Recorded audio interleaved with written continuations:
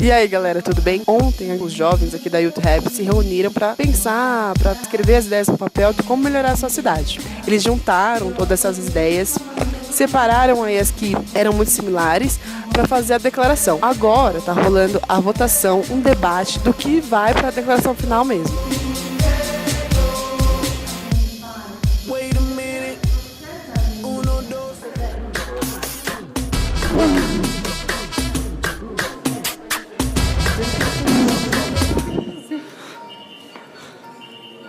Oi. Beijo no ombro pro recalque passa hoje. Não. Tu pergunta. Gente, não é o Amaury Júnior, é aqui a Suburbana mesmo, muito mais legal, é claro, né? Estamos aqui todos trabalhando na beleza, na divinidade, para falar sobre a declaração que saiu aqui da Youth Hub. Rolou a aprovação e a declaração final. A Ana é a coordenadora da Youth Hub e vai falar como que ficou esse plano, que na verdade não é um plano, é uma ação, que na verdade, o que é? Bueno, esta declaratoria empezamos a trabajarla desde hace unos 4 meses. Es una declaratoria que buscamos que sea basada en las acciones.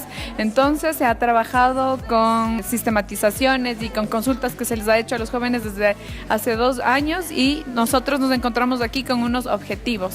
Es decir, estas sistematizaciones se convirtieron en objetivos y luego trabajamos aquí co-creando en espacios de workshops, de World Café para hacer estrategias y acciones. Lo que queremos es que los jóvenes empiecen a crear acciones concretas, a estrechar sus alianzas con autoridades locales, con acciones directas y concretas para soluciones en sus espacios públicos, ciudad y zonas rurales.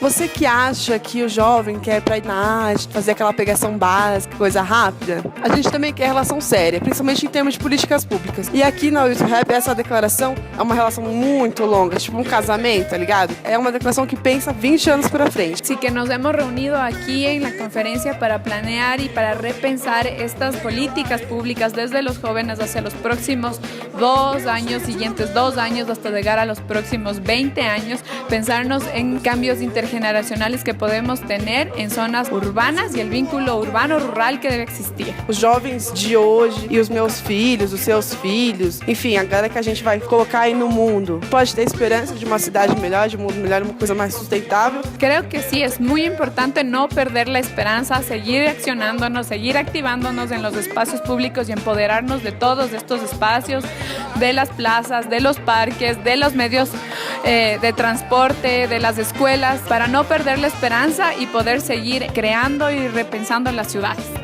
Caraca, esses ticos e ticas arrasaram muito. E você confere toda a ação, mobilização da juventude aqui comigo.